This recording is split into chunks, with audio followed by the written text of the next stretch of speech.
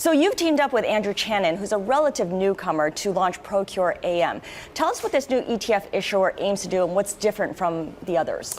Yeah, well, we looked at the space in ETFs and said, okay, we're not going to try to compete against the big companies. We're really focused on theme rather than core. So if you will, if you're an asset allocation, it's the satellite rather than the core component.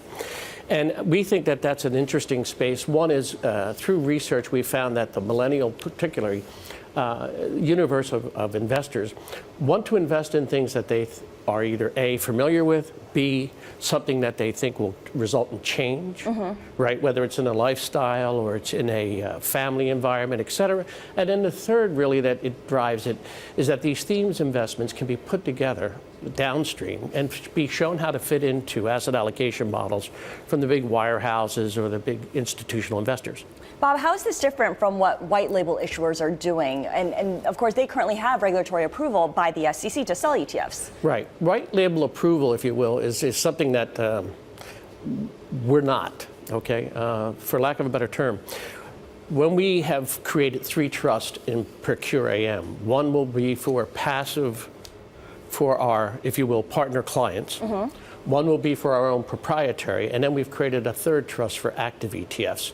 And the reason we've done that is that we really want to ultimately have relationships in our partner client ETFs with, in essence, people who have research and have, if you will, a distribution model. The added value. The added value. And quite frankly, we're going to be looking to partner with people where when we put these things together in our own asset allocation models that I've built in the past, that they will, in essence, complement the returns to investors.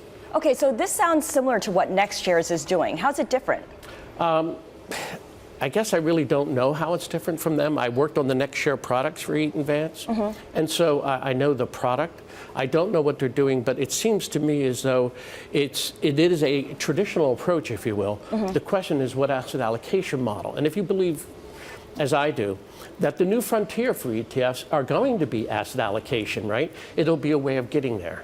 Speaking of new frontiers, one of the ETFs that Procure AM is working on is a filing for a space ETF with an incredible ticker. It's UFO. And I know that you can't talk too much about it because the filing is still with the SEC, but just using the Kensho Space Index, the hypothetical returns on such an ETF would be pretty incredible. What's the thinking behind this product? Well, if you think about space and, if you will, some of the advances that people have benefited from in our economy over the years, Velcro, right, and all the stuff that came out of space exploration and space adventures.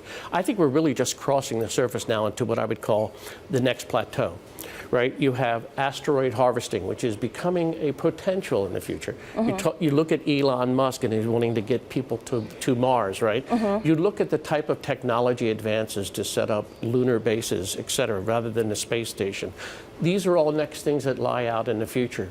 This is not a, if you will, a 2-year view. This is a 25 to 50-year view that we think this is going to continue and contribute to a bigger part of our economy. So you see it as very different from, say, ITA, which is heavy on those defense names. Right. Defense is only a portion that's what funds space, if you will, right now, and space exploration. But the government's announced the fact that space is going to be an important part of its future, both from science, the National Science Foundation, and the defense side. So we think that getting there now is important. Are you hoping that UFO will be the new robo in terms of buzz and assets garnered?